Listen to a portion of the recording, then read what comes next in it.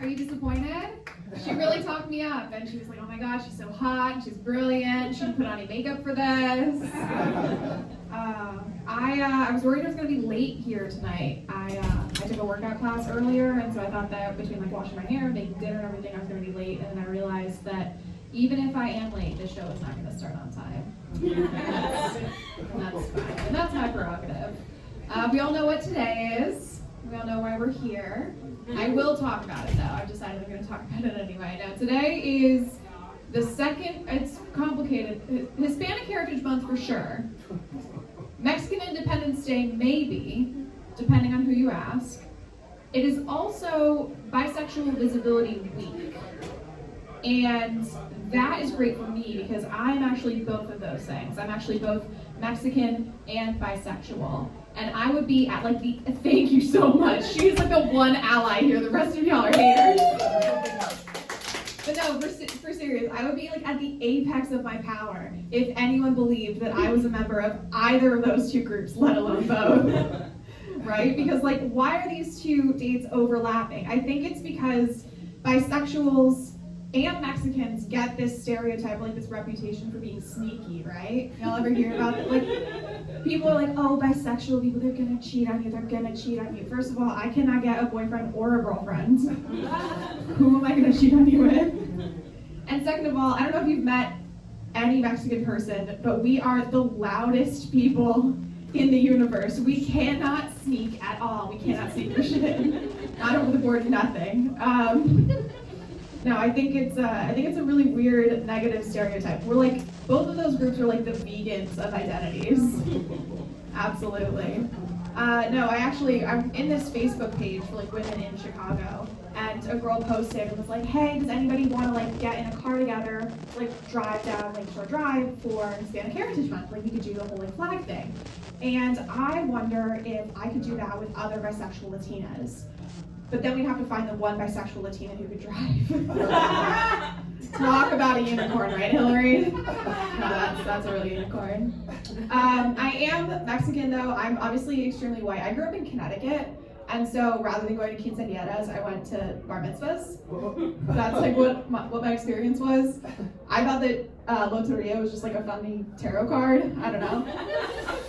But no, I grew up really white, and I keep thinking that I'm super white until I see kids I went to high school with, and then I'm like, oh, that's white. I'll give you an example. The Queen of England died last week.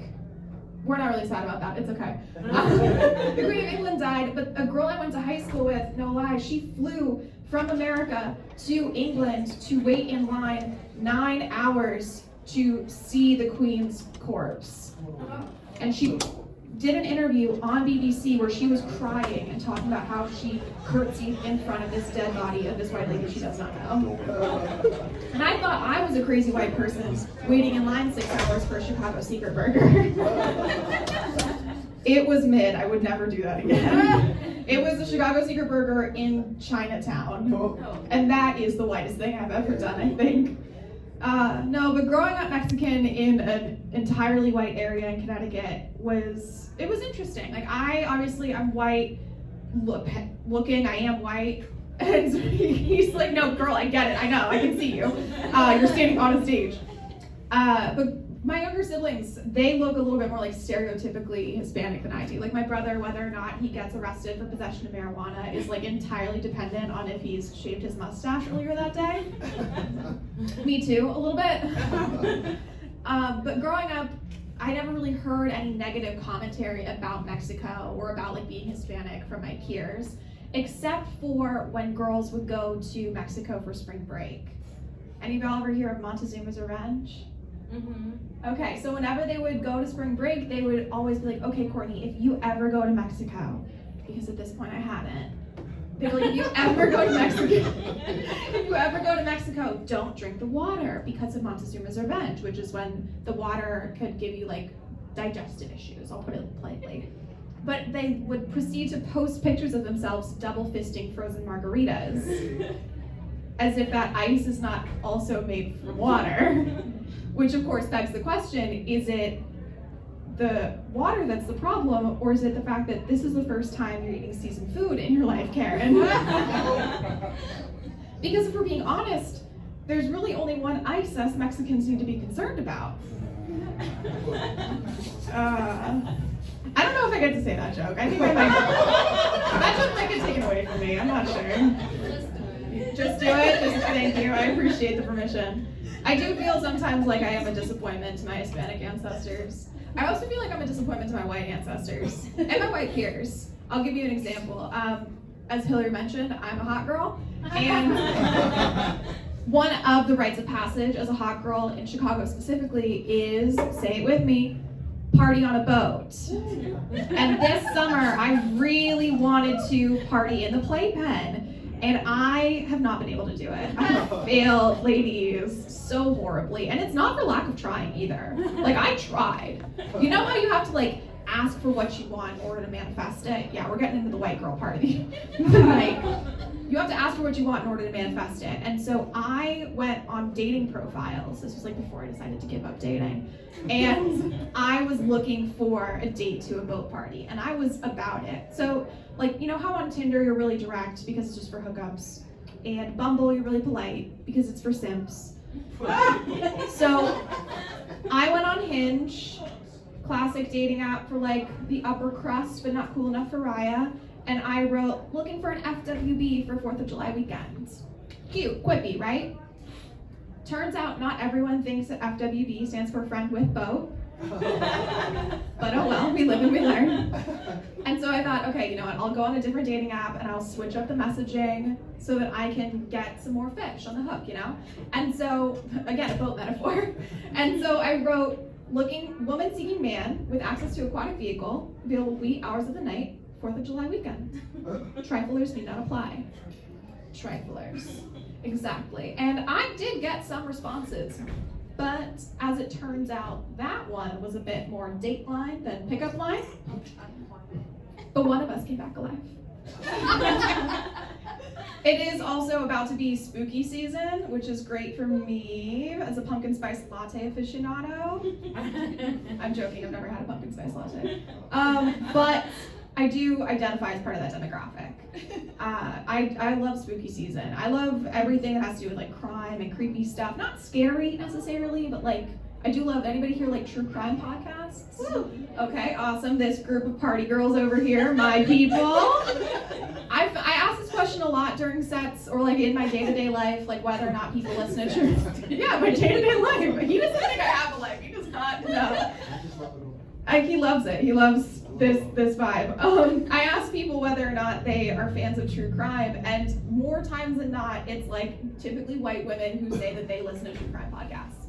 Mostly women, but like sometimes mostly white women. And that makes sense, right? Because we as women are trying to get that like little extra percentage more prepared when the inevitably horrible thing happens to us. Whatever that thing may be, we just want to be like just that much better researched and prepared, right? Right? I'm not crazy. No. And that's why it's such a red flag when men say that they're interested in true crime. Because that research goes both ways, babe. Let's see. I do think that some people take their interest in true crime too far, though. Like, does anybody here have friends who say, I could totally be in the FBI?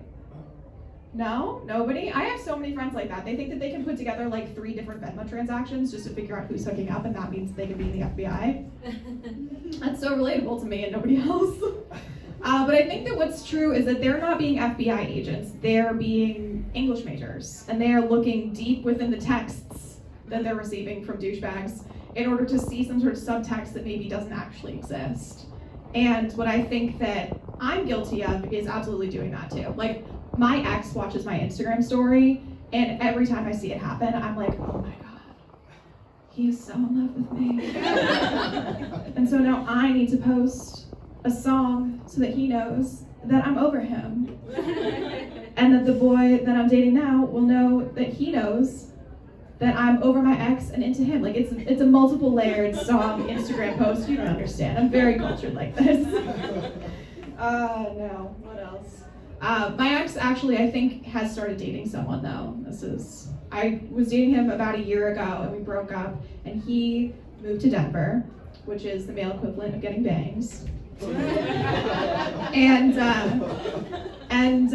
we had a custody agreement when we broke up. Basically, I got the entire city of Chicago. He can never come back here. And I also got the password to his New York Times crossword puzzle subscription. And this is how I know that he's dating again, because every day I log in to the New York Times crossword puzzle to do my daily puzzle before work, during work. It's during work. And someone's been doing my crossword. And I don't know what's more hurtful, that he has moved on before I have, or that this bitch is bad at crosswords. Monday, easiest crossword puzzle of the week. Takes me on average 7 minutes to do the crossword, no double checking. Takes her 45 minutes. I don't know, it's really hurtful and offensive to me. It was like 4 letters, 8 down, cruciverbalist favorite cookie. Oreo, it's so obviously Oreo. Cruciverbalist means person who does crossword puzzles. If you were a cruciverbalist, you would know that. And she is not, and she will never be me. It's like 16 across, 8 letters. The best thing that ever happened to you, Tim. Courtney. My name is Courtney Zelazny. Thank you so much. Do the crossword. Bye.